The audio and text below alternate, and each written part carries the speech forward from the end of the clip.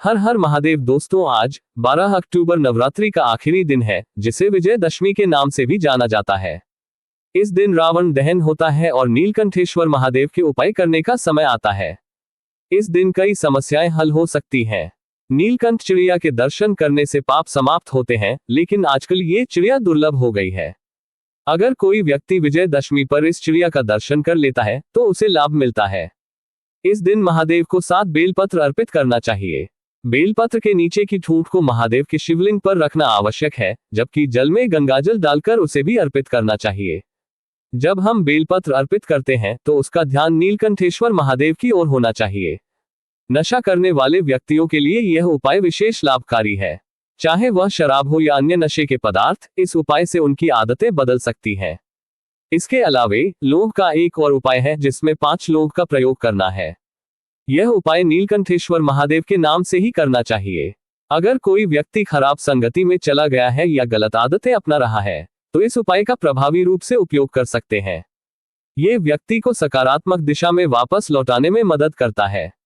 जितनी गंभीरता से आप इस उपाय का अनुसरण करेंगे, उतनी ही सकारात्मकता आप अपने जीवन में लाएंगे।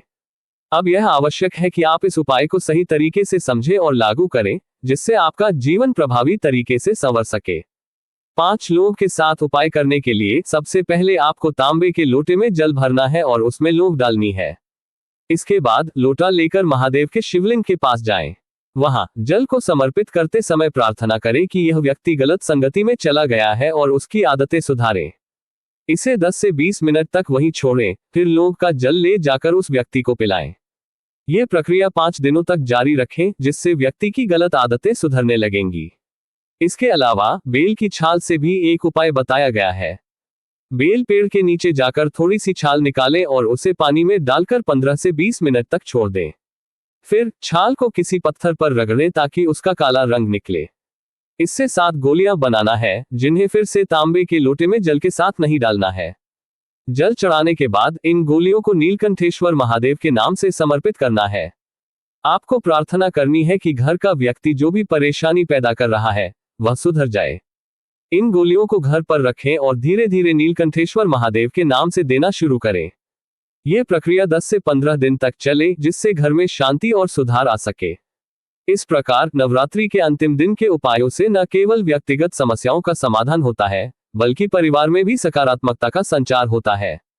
धीरे धीरे व्यक्ति का सुधार होना शुरू हो जाएगा और इस प्रक्रिया की सफलता के लिए उन्होंने सभी को विशेष ध्यान देने के लिए कहा है। उन्होंने बताया कि जो लोग सुझाव या अमल की जानकारी प्राप्त करना चाहते हैं, उनके पास सिर्फ कल रात 12 बजे तक का समय है।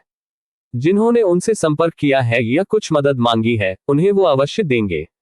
अगर किसी को वीडियो पसंद आए हो तो उसे लाइक करने के लिए प्रेरित किया गया। इसके साथ ही किसी प्रकार का प्रश्न हो तो कमेंट सेक्शन में पूछने का आग्रह किया गया। पहली बार उनकी आवाज सुनने वाले हर भाई बहन से चैनल को सब्सक्राइब करने की अपील की गई, ताकि वे आने वाली जानकारी और उपायों से अवगत रह सकें। उन्होंने अंत में श्री शिवाय नमस्तुभयम का जप किया, जो आध्यात्मिक और सकारात्मक ऊर्जा का संचार करता है।